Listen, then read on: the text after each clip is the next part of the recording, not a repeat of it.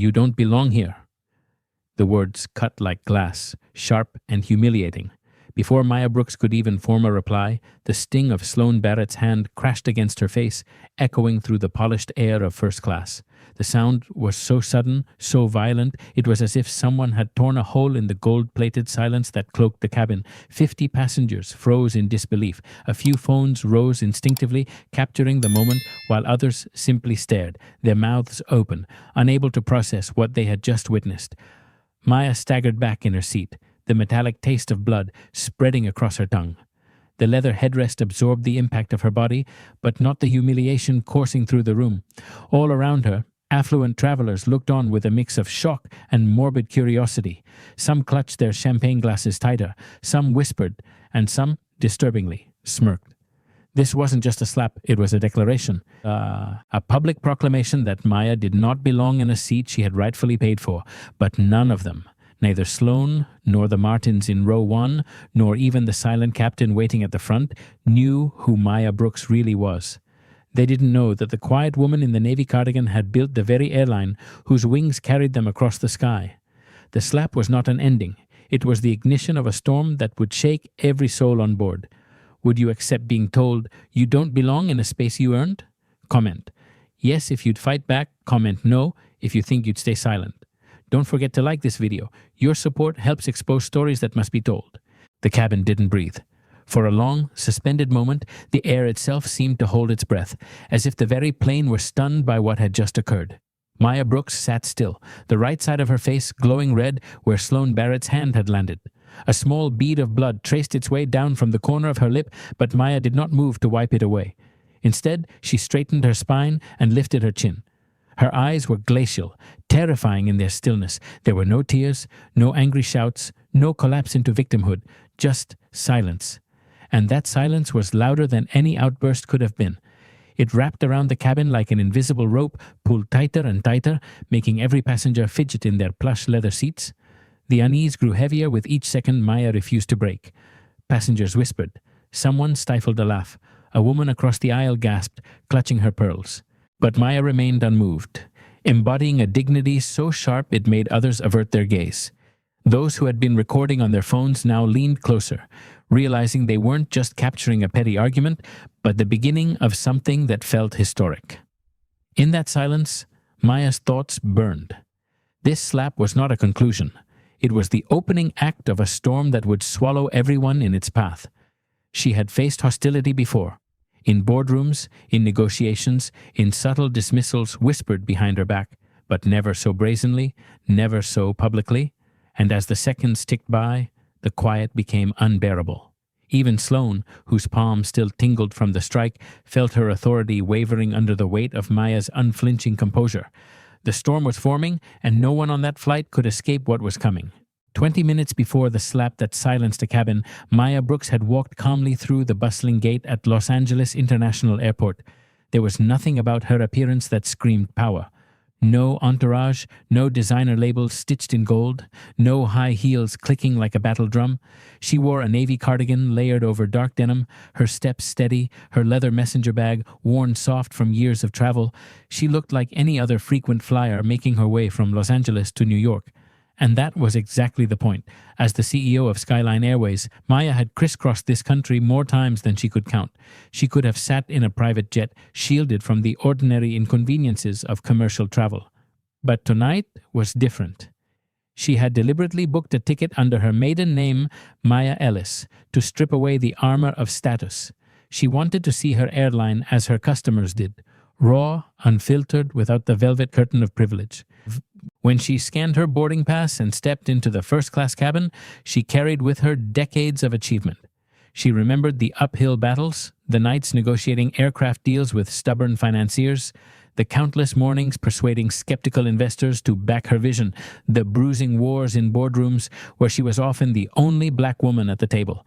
She had fought for every gate slot, every route, every dollar of revenue that had transformed Skyline from a regional carrier into one of America's leading airlines. But none of that was visible to the other passengers sipping champagne. To them, Maya Ellis was just another traveler, and that was precisely the disguise she wanted, until the storm revealed itself. The moment Maya slid into seat 2A, she felt eyes on her. Not just casual glances, but the sharp, measuring stare of someone who had already decided she didn't belong. That someone was Sloane Barrett, a flight attendant with 15 years in first class who wore her seniority like a crown. She had served the familiar parade of Wall Street bankers, Hollywood producers, and Silicon Valley executives. She prided herself on knowing exactly who fit the mold of a premium passenger. And Maya, in her plain cardigan and scuffed bag, was not it. "Excuse me," Sloane said, her voice carrying an edge sharpened by judgment. She loomed over Maya's seat as though confronting a trespasser. "I need to see your boarding pass." Maya lifted her eyes and offered a polite smile, her movements deliberate as she reached into her bag. "Of course." She handed the document over, watching carefully as Sloane scanned it with exaggerated scrutiny. "This says Maya Ellis," Sloane remarked, her brows knitting together. "Is this you?" "It is," Maya replied evenly. "That's my maiden name. I sometimes use it for personal travel." The corners of Sloane's lips tightened into a smirk disguised as professionalism. Her eyes flicked over the cabin, noting the crisp suits and glittering jewelry of the other passengers, every one of them white, every one of them seemingly at home in their leather thrones. But this woman, this Ellis, looked like a discordant note in a song Sloane thought she knew by heart. In that instant, the battle lines were drawn, not on paper, not in contracts, but in the quiet, poisonous realm of perception. And though Maya answered calmly, she knew exactly what game was being played. Sloane Barrett tilted her head, her eyes narrowing as though she had uncovered a hidden plot. She held the boarding pass up to the cabin lights, turning it left, then right, as if ink might vanish under scrutiny. Passengers nearby began to glance over, curious at the unusual delay. "This doesn't look right," Sloane said finally, her voice pitched just high enough to attract attention. "I'll need to see additional identification." Maya Brooks's smile didn't falter, though inside she felt the familiar chill of a moment she had lived too many times before. She reached calmly into her wallet, slid out her driver's license, and handed it over. Her movements were steady, deliberate, no hint of the irritation that pulsed beneath her composed exterior. Sloane studied the card far longer than necessary, her eyes darting from photo to face as if she were a nightclub bouncer catching someone with a fake ID. The silence stretched, heavy, awkward. Every second she lingered was another reminder to the cabin. This woman is suspect. This woman doesn't belong. Finally, with a sigh that dripped with disappointment, Sloane handed the license back. "Everything appears to be in order," she said flatly, though her tone suggested she wished it weren't. She moved away, but not far, hovering just a few steps down the aisle, watching Maya with the suspicious vigilance of a guard, monitoring an intruder. Maya slid her ID back into her wallet, her face unreadable. She had done nothing wrong, but the verdict had already been cast in whispers and narrowed eyes. And this, she knew, was only the beginning. From the row ahead, a voice sliced through the cabin like a dull blade meant to wound quietly. Greg Martin leaned toward his wife, Paula, his words carrying just enough volume to be heard by more than her. "I wonder how she even afforded that seat," he muttered, eyes cutting back toward Maya. "Probably cashed in points or got some kind of employee discount." Paula nodded with the certainty of someone convinced she knew how the world worked. "You can always tell when someone doesn't really belong in first class. They don't carry themselves the right way." Her tone dripped with smug assurance, the kind of casual elitism that dressed itself as observation but reeked of contempt. Maya's jaw tightened, though her expression remained calm. She had heard this tone before, at luxury boutiques where she was shadowed by sales staff, at restaurants where she was seated near the kitchen, at boardrooms where her presence had been mistaken for that of an assistant. Each time the assumption was the same. "You are not who you say you are. You don't belong here." The words of the Martins weren't simply careless whispers. They were daggers, sharpened by prejudice, thrown without shame because they believed their targets had no shield. But tonight they had chosen the wrong woman. Around her, the hum of the cabin shifted. Conversations quieted when she walked past. Eyes tracked her movements with a mixture of curiosity and disdain. And when Sloane returned with a tray of champagne flutes and warm nuts, she glided by Maya's seat without stopping, the tray somehow invisible as it passed her. Every omission, every sidelong glance, every hushed word was another stitch in a tapestry of exclusion. Maya sat back in her seat, feeling the sting of their disdain more deeply than the slap itself. This wasn't just one attendant's bias, it was a chorus, and it was growing louder. The scent of roasted almonds and the sparkle of champagne drifted through the air as Sloane Barrett moved gracefully from row to row, performing her duties with an air of choreographed elegance.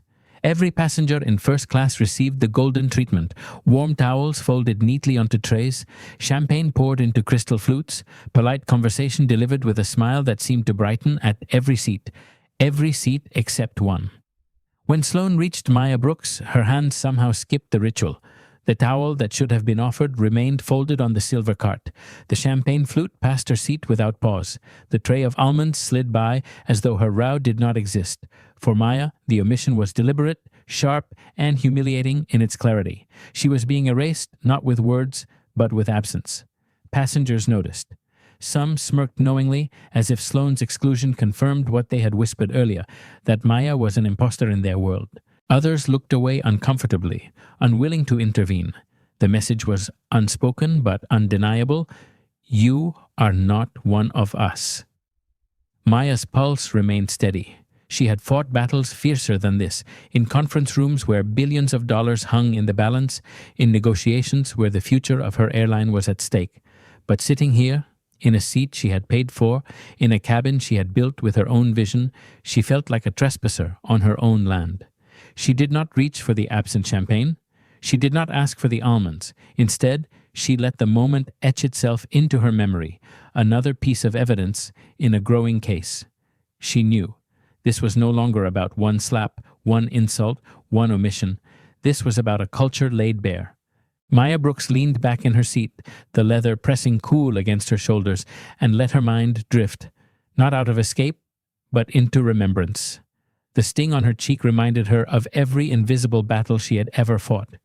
She thought of the early days, when Skyline Airways was nothing more than a struggling regional carrier with a handful of outdated aircraft and almost no market share.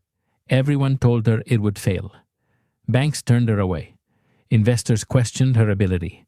And colleagues, mostly older white men, dismissed her as a token, a placeholder, a dreamer who didn't understand the brutal math of aviation. But Maya had understood it better than any of them.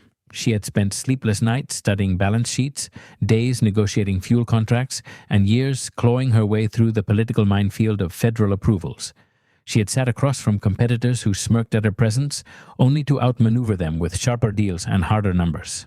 Each victory was earned, not given. Each expansion route was carved out of rejection and resistance. Now, 25 years later, Skyline was one of America's largest airlines, a name spoken with respect in boardrooms and airports across the country. Maya had faced recessions, labor strikes, and global crises. She had learned to carry herself with quiet power, to let silence be her sharpest weapon, to understand that the most dangerous person in a room was often the one underestimated. And yet, here she was, sitting in a seat she had paid for, in a cabin her leadership had built, being treated as though she were a trespasser. The irony bit deeper than the slap itself. If they only knew how many storms she had weathered to keep these planes in the air, perhaps they would have thought twice before dismissing her. But Maya didn't need them to know. Not yet. The storm she carried inside was far from finished. The cabin lights dimmed slightly as passengers settled into their plush seats, but the tension around row 2 refused to soften. Sloane Barrett wasn't finished.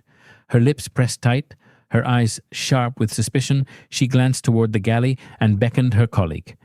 Tina Alvarez, younger but just as seasoned in first-class service, joined her. The two women approached Maya Brooks's seat like a united front, their shoulders squared, their posture unmistakably confrontational. Every detail of their body language screamed authority, not the welcoming kind, but the gatekeeping kind. "Ma'am," Sloane began, her voice raised just enough for curious ears to catch, "we need to verify the authenticity of your ticket." Maya closed her laptop slowly, her gaze lifting to meet theirs. Her expression was calm, controlled, but the steel behind her eyes was unmissable. "I'm sorry, what exactly needs to be verified?" "You've already shown your boarding pass and your ID," Tina chimed in, her tone clipped. "But there have been issues recently with fraudulent tickets." The lie slid from her lips effortlessly, as though rehearsed. Passengers shifted in their seats, sensing drama. A few tilted their phones higher, recording more openly now. The scrutiny wasn't about safety. It was about suspicion, suspicion rooted in nothing but appearance. That seems unnecessary, Maya said evenly. Is this standard procedure for all passengers? Sloane's jaw clenched. It's standard procedure when we have reasonable suspicion that something isn't right. The phrase, reasonable suspicion, hung in the air like smoke. Every passenger knew exactly what it meant. And Maya, who had lived under that coded phrase her entire life, felt the knot in her stomach tighten once again.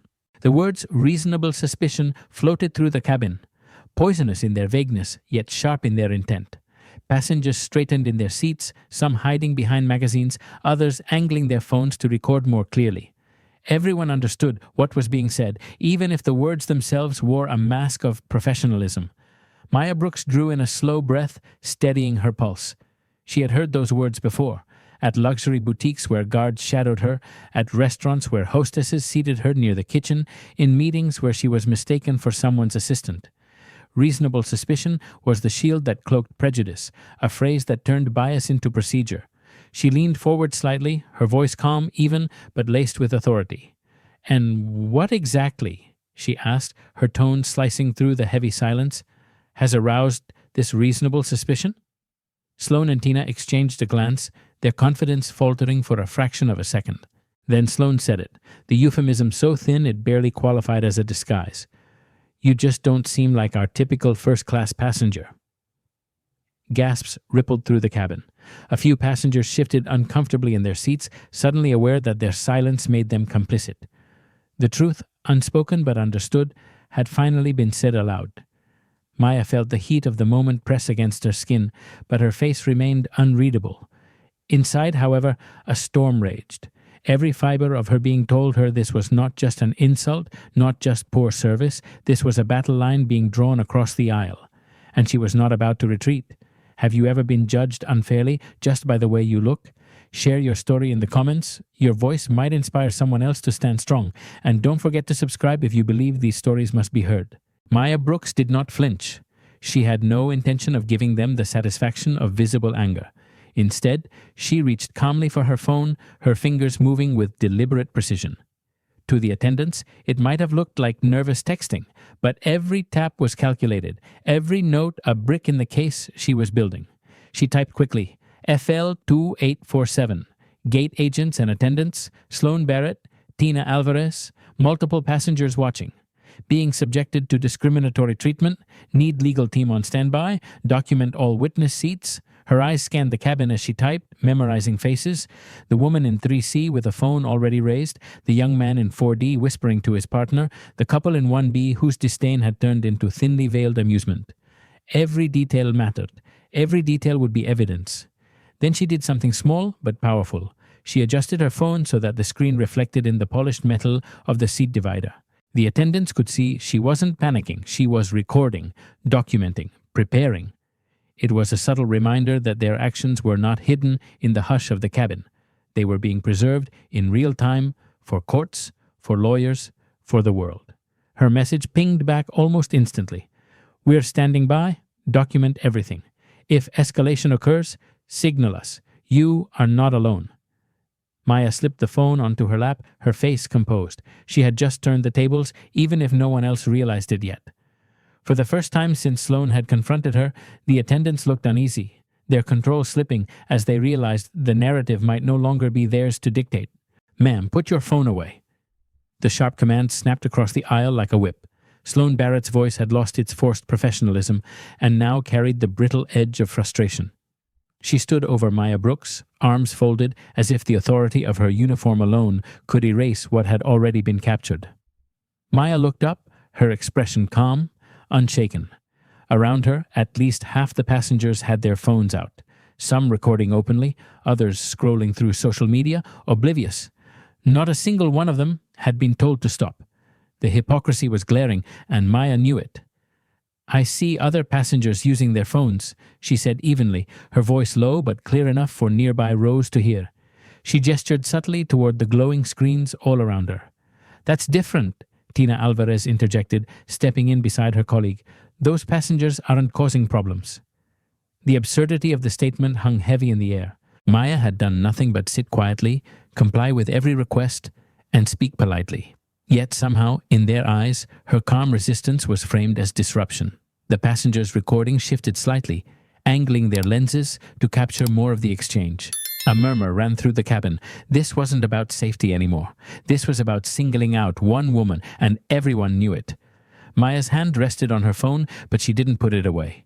She had no intention of surrendering the only shield she had, the power of documentation. Her silence became its own defiance, a refusal to let them dictate the story. What Sloane and Tina didn't realize was that every word, every action, was feeding the narrative that would soon spiral far beyond the walls of this aircraft. The aisle hushed as polished shoes clicked softly against the carpet. Captain Daniel Park emerged from the cockpit, his navy jacket pressed sharp, his cap tucked under one arm. The authority he carried was different from the attendants, measured, steady, the kind that could silence a crowd with presence alone. He paused at the edge of the confrontation, his eyes narrowing as he took in the scene. "Is everything all right here?" His question was calm, but carried a weight that demanded truth. Sloane Barrett's expression changed instantly. Gone was the sharp-tongued gatekeeper. In its place, she slipped on the mask of professionalism, tilting her chin upward. "Captain, this passenger is being uncooperative with our security procedures. She's refused to properly verify her ticket." Maya Brooks looked up, her voice measured and clear. "Captain, I've provided my boarding pass and ID. Both matched perfectly. I've complied with every request. I'm simply asking why I'm being subjected to additional screening that isn't being applied to anyone else in this cabin." Captain Park extended his hand. "May I see the documentation?" His tone left no room for refusal. Reluctantly, Sloane handed him the boarding pass and Maya's driver's license. He studied them briefly, his brow furrowing as he glanced from the photo to Maya, then back to the ID. "These look completely legitimate to me. What exactly is the issue?" Sloane's confidence wavered. Tina Alvarez stepped in quickly, her words tumbling out. "Perhaps we should contact ground services for a final verification, just to be thorough." But Park wasn't convinced. His gaze swept the cabin, noting the phones raised high, the tension buzzing in the air.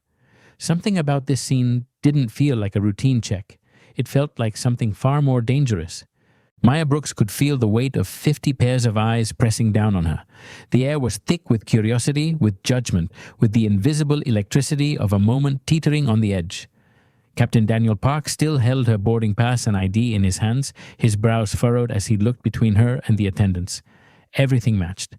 Everything was legitimate. And yet, here she was, being treated as if she were a criminal attempting to sneak her way into luxury. Maya sat up straighter, her voice steady, but carrying across the cabin so every recording phone would catch her words. "I want it noted that I'm being subjected to additional security measures not applied to other passengers, and I believe this treatment is based on my race. I am complying, but I am doing so under protest." The word race sliced through the cabin like a blade. A ripple of discomfort spread instantly. Some passengers shifted in their seats, their eyes darting away, unwilling to confront the truth spoken aloud. Others leaned forward, intrigued, sensing the weight of what was unfolding.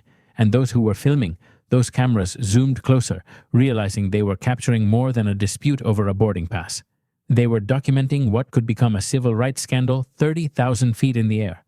For Sloane and Tina, the word landed like a spark in dry grass. Their faces flushed, their posture stiffened. They had wanted control of the narrative, but now the narrative was spiraling beyond them, captured, recorded, amplified. Maya kept her gaze level, her tone calm, but inside, the storm churned. This was no longer just about her. It was about every black traveler who had ever been made to feel unwelcome in spaces they rightfully belonged. What would you do if this unfolded in front of you on a flight? Would you speak up or stay silent? Drop your answer in the comments, and don't forget to hit like so more people hear stories like this. The tension had reached a boiling point when the cabin doors hissed open once more. Heavy footsteps echoed against the narrow jet bridge, and then a new figure appeared. Richard Hale, the airport manager. His pressed uniform and stern expression carried the weight of authority, flanked by two security officers whose presence made the passengers sit up straighter. Hale prided himself on projecting control in moments like these. He had seen unruly passengers before, people drunk, people angry, people desperate. But tonight was different. This wasn't chaos born of intoxication. This was something simmering beneath the surface, and his instincts told him it could erupt at any second. Still, his voice boomed as if sheer volume could restore order. "Where's the problem, passenger?" he demanded loudly enough for the entire first-class cabin to hear. Sloane Barrett wasted no time, her finger snapping toward Maya Brooks's seat as though she were identifying a suspect in a police lineup. "Row 2, seat A," she said, her tone dripping with misplaced confidence. Hale strode down the aisle, the two officers closing in behind him. He stopped at Maya's row, towering over her with an air of finality. "Ma'am, you need to come with us to resolve this ticket issue." Maya looked up calmly, her voice carrying no tremor. "What ticket issue? My boarding pass and identification have already been verified multiple times." Hale's jaw tightened. "There are questions about the authenticity of your documents. You'll need to deplane for additional screening." Her answer was immediate, firm, and unyielding. "I'm not leaving this seat. I have done nothing wrong, and I've complied with every reasonable request. If you believe there's an issue, verify it electronically while I remain here." For the first time, Hale hesitated, but pride and habit pushed him forward. He gestured to the officers. "Ma'am, you can either come voluntarily or you will be escorted." The words hung in the air like a threat wrapped in procedure, and the entire cabin braced for the next spark. For a heartbeat, the cabin was frozen, 50 passengers staring at Maya Brooks, waiting to see whether she would rise or resist. Richard Hale's words still lingered in the air like the hum of turbulence. "Come voluntarily or be escorted." The security officers shifted uneasily, unsure if they were about to drag a quiet woman out of her rightful seat. And then it happened. Sloane Barrett's composure cracked. Her voice, sharp with venom, rang across the aisle. "I am so sick of people like you thinking you can just waltz into first class like you own the place." Before anyone could react, her hand lashed out. The crack of palm against skin thundered through the cabin, louder than any intercom announcement. Maya's head snapped to the side, the burn of impact flaring across her cheek. The ring on Sloane's finger sliced a thin line, and a bead of blood appeared, stark against Maya's dark skin. Gasps erupted. Some passengers rose halfway from their seats. A man cheered, Greg Martin pumping his fist with ugly satisfaction. Others recoiled in horror. Dr. Naomi Reed, 3 rows back, leapt to her feet, her voice ringing clear. "That was completely uncalled for. You can't just hit people." But Paula Martin's voice came cold and steady in reply. "Maybe now she'll learn some respect." Maya turned slowly back to face her attacker. Her hand touched the raw sting on her cheek, but her voice, when it came, was low and deadly calm. "Did you just assault me?" The cabin had shifted. This was no longer a question of tickets, of suspicion, of whispered judgments. This was violence, and violence had witnesses, dozens of them, cameras rolling, stories already forming that would soon explode far beyond the sealed cabin of Flight 2847. The sting of Sloane Barrett's slap still burned across Maya Brooks's cheek, but her composure remained ironclad. She reached for her phone again, not with trembling fingers, but with the calm precision of someone who knew exactly what she was about to do. The passengers leaned in, their screens still raised, capturing every second. She pressed a number from her favorites list, a direct line few people in the world even had. When the call connected, her voice carried clearly through the stunned silence. "This is Maya Brooks. I need immediate legal response to Flight 2847. I have just been physically assaulted by a crew member in front of dozens of witnesses." The power of her words reverberated through the cabin. She wasn't pleading, she wasn't panicking, she was documenting. A few passengers exchanged wide-eyed glances, realizing this wasn't just an argument anymore. This was an unfolding legal crisis. Richard Hale lunged forward, his face flushed with panic. "You're not making any calls until this is resolved." He reached toward her phone, but Maya's hand snapped back, her voice sharp as steel. "Don't touch me. I have the right to contact my attorney after being assaulted." Sloane laughed bitterly, her face twisted with scorn. "Your attorney, please. You probably got that number off a bus stop ad." Maya's gaze locked onto hers, calm yet dangerous. "You have no idea who you just hit, do you?" The words sent another ripple through the cabin. The attendants thought they were putting her in her place. They hadn't yet realized they had struck at the very top. Maya Brooks rose slowly from her seat, every movement deliberate, her presence filling the narrow aisle as if she were taller than she had ever been. The hush that swept across the cabin was absolute. Even the engine seemed muted against the tension vibrating in the air. Blood still glistened faintly at the edge of her lip, her cheek swollen from the slap, but her eyes carried a force that dwarfed the sting of injury. Her voice, when it came, was calm and resonant, carrying the weight of truth into every corner of first class. My name is Maya Brooks. I am the Chief Executive Officer of Skyline Airways. She paused just long enough for the words to sink in. This is my airline. This is my plane. And you, her eyes drilled into Sloan Barrett, just made the biggest mistake of your career. The silence fractured into chaos. Gasps exploded. A passenger dropped a champagne glass, the crystal shattering against the carpet. Phones rose higher into the air, recording feverishly as if afraid to miss a second. Sloane's face drained of color. That's impossible, she stammered, but her conviction was gone. Richard Hale pulled out his phone, frantically typing into his browser, praying to disprove what he already feared. His hands shook as the search results loaded. Maya Brooks, CEO, Skyline Airways, appointed 2018. The photo on the screen matched perfectly with the woman standing before him, her cheek marked by the violence of his own employee. From row 3, Dr. Naomi Reed lifted her phone for others to see, her voice rising with certainty. She's telling the truth. Maya Brooks, CEO of Skyline Airways. It's all right here. And with that, the narrative flipped. The woman they had tried to push out of first class was the very person who had built it. The moment the words, "I am the CEO of Skyline Airways," left Maya Brooks's lips, the cabin became a live broadcast studio. Phones lifted higher, lenses zoomed in, live stream comments flooded in faster than passengers could read them. What had begun as entertainment, a scandalous clip of a woman being humiliated in first class, had transformed into a breaking news event. Within minutes, hashtags exploded across platforms. Kasur CEO assaulted, Cho airline racism, Dashur flight 2847. Twitter feeds scrolled endlessly, TikTok loops replayed the slap in slow motion, Instagram stories plastered Maya's bloodied cheek over bold captions, CEO attacked on her own airline. On the ground, social media managers for major outlets scrambled to verify. CNN anchors were retweeting live passenger streams. Bloggers wrote headlines before the plane had even pushed back from the gate. Hashtags trended nationally in under 20 minutes. By the time Hale's search confirmed Maya's identity, thousands of strangers across America already knew the truth. In the cabin, disbelief shifted to panic. Sloan Barrett sank into a jump seat, her legs trembling. Hale's face was ashen as he barked into his phone. "Yes, sir, I understand. Yes, sir, she is the CEO." His voice cracked under the weight of corporate fury roaring down the line. Even passengers who had smirked earlier now fumbled to erase their posts, their faces pale as they realized screenshots had already captured their cruelty. Greg Martin's triumphant fist pump was clipped and looped online, viewed by hundreds of thousands before he could hit delete. Maya, however, stood steady in the center of the storm. She snapped photos of her injured cheek, filmed statements from supportive passengers, and typed more notes with a calmness that was both unnerving and undeniable. She wasn't just surviving humiliation.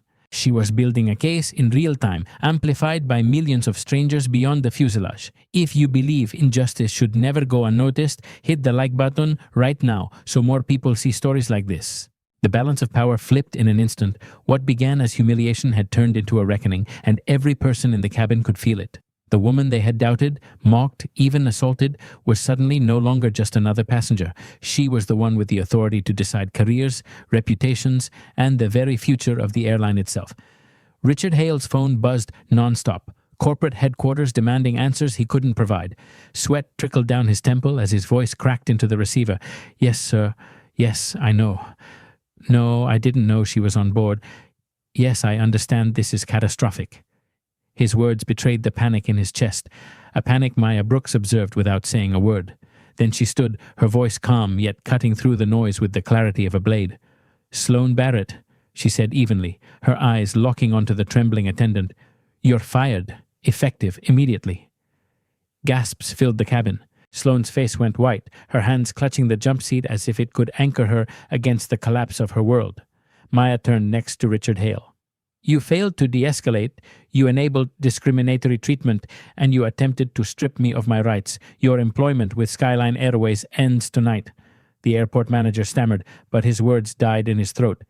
The two security officers who had flanked him moments earlier now shifted awkwardly, no longer sure whose orders they should follow. Maya's gaze swept the cabin, and to the gentleman in 1B, Greg Martin. Your open celebration of violence against a black woman has been recorded and shared thousands of times. Consider this your final flight with Skyline Airways. You are permanently banned. The cabin erupted, not with jeers but with stunned silence, the sound of authority reclaiming its rightful place. The storm had changed direction, and now everyone knew exactly who was in control. The cabin was still buzzing from the firings when Maya Brooks lifted her hand, calling the room back into silence.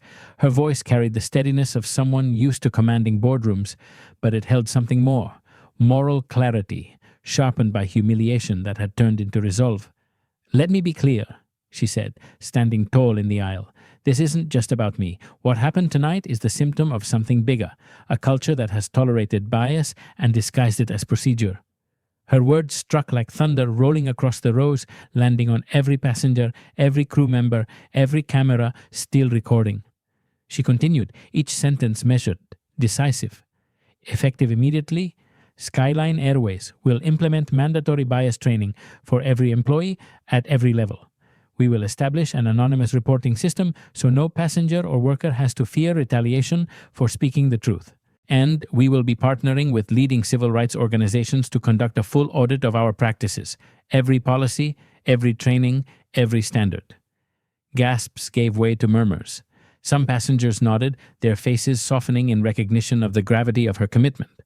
Others looked uneasy, confronted with the mirror her words held up to their own prejudices. Maya didn't falter. Tonight the world is watching, and Skyline Airways will not hide from accountability. We will lead. We will set a standard. For a moment, no one moved. Then Dr. Naomi Reed began to clap, her palms striking together with fierce conviction. One by one, others joined in, until the entire cabin thundered with applause. Not for entertainment, not for spectacle, but for justice being announced in real time. The slap that had humiliated Maya had become the spark for systemic change, igniting reforms at 30,000 feet.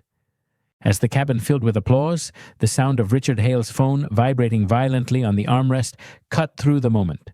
He glanced at the screen, another call from corporate headquarters, but before he could answer, a second phone chimed from a passenger, then another. Notifications lit up like fireworks. Twitter, Facebook, Instagram, TikTok, all exploding with clips from Flight 2847. Passengers' live streams had gone viral in minutes. Headlines were already forming. Airline CEO assaulted by crew on her own plane. News anchors from CNN and NBC were retweeting shaky videos taken from row 3. Fox News pushed an alert banner across millions of televisions. The world beyond the fuselage knew what was happening inside, and the pressure was mounting like a storm front. Maya Brooks remained steady. She could hear whispers around her. This is everywhere already. My cousin just texted me. Look, it's trending #1. The scale of the exposure didn't rattle her. She knew this was no longer just a personal battle. It was a corporate crisis unfolding in real time. Hale answered one of the calls, his voice frantic. Yes, sir, I understand. No, sir, we didn't realize. Yes, she was assaulted. Yes, passengers are streaming it live. He winced, his face paling with each word. He already knew his career was over. Maya checked her phone. A message blinked from her communications director. We have 47 interview requests and climbing. How do you want to handle response? She typed back calmly. Schedule a press conference for tomorrow morning. Tonight, we take care of our people and our principles. The story will wait. The passengers nearby caught her words, their eyes widening. She wasn't scrambling. She wasn't panicking. She was orchestrating. Even mid-air, Maya was turning humiliation into strategy. By the time Flight 2847 touched back at the gate, the dominoes had already begun to fall.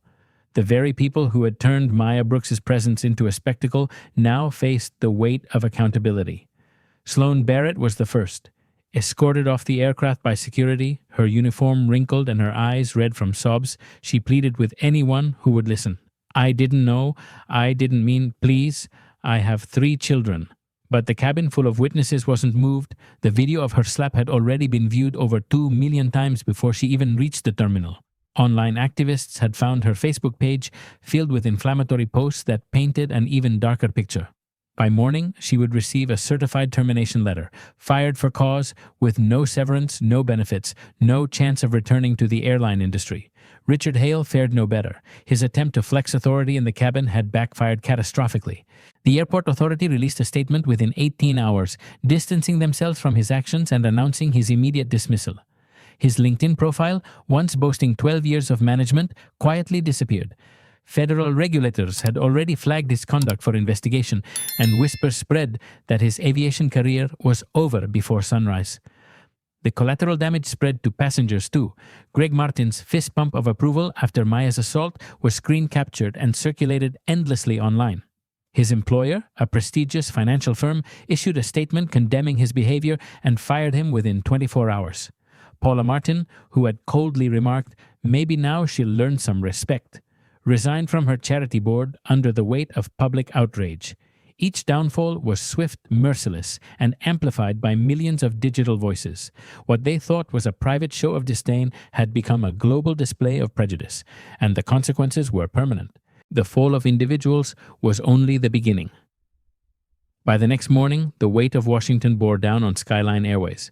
The Department of Transportation, DOT, announced a full investigation into the company's training and customer service practices.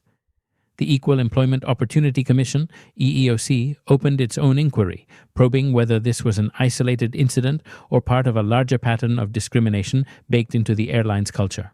And the Federal Aviation Administration, FAA, quietly confirmed it would review every report tied to Flight 2847, including the security officer's willingness to detain a passenger without cause. The scrutiny hit Skyline like turbulence it couldn't avoid. Stock prices plunged another 8% on Wall Street, wiping nearly $400 million in market value in a single trading session. Corporate clients, the lifeblood of first-class revenue, called board members demanding answers. Several threatened to cancel contracts unless Skyline demonstrated real, measurable reform. Even outside aviation, the ripples spread. Civil rights organizations issued statements condemning what had happened, promising to monitor every step of the investigation. Commentators on morning shows debated whether this was the tipping point for airlines everywhere, a moment that would force systemic change across the industry. For the passengers who had watched silently from their seats, the message was unmistakable. What they thought would remain confined to the fuselage had now drawn the gaze of regulators, investors, and the nation. And at the center of it all stood Maya Brooks, not as a victim, but as a catalyst. The storm they tried to bury her in had instead turned into a spotlight, one that revealed not just prejudice, but the machinery that allowed it to flourish. In the aftermath of the regulatory storm, when headlines still blazed with the words "CEO assaulted in first class," Maya Brooks stepped forward not with defensiveness, but with vision. She knew that punishment alone wasn't enough. If Skyline Airways was to survive, and if dignity was to mean anything, it required transformation at a scale that could ripple through an entire industry. At a press conference the following week, Maya stood before a wall of microphones, her cheek still faintly scarred but uncovered, a reminder she deliberately chose not to conceal. Her tone was not one of outrage, but of resolve. "What happened to me on Flight 2847 is not an isolated incident," she said, her voice steady. "It is a symptom of a culture that has for too long tolerated bias. That ends today." She announced the Skyline Equality Initiative, a $50 million fund dedicated to reshaping the airline experience for both passengers and employees. Every member of staff, from ticketing to cockpit, would undergo mandatory bias and inclusion training. An anonymous reporting system would launch, empowering passengers and employees alike to speak out against discrimination. Independent civil rights organizations would be given authority to audit Skyline's practices and publish transparent results. But Maya didn't stop at her own company. She pledged to work with regulators and competitors to set an industry-wide dignity standard, policies ensuring that respect was not a perk of premium seating, but a baseline right for every traveler. The applause that followed wasn't just from shareholders or customers. It came from activists, lawmakers, and ordinary travelers who had long known the sting of being treated as if they didn't belong. Maya's message was clear. Justice wasn't just reactive. It could be proactive, structural, and lasting. The storm that began with a slap had become a blueprint for reform, and Maya Brooks had turned pain into power. If you believe dignity should never depend on the seat you're in, type "respect" in the comments. Don't forget to like this video and subscribe for more powerful stories that expose injustice and inspire change.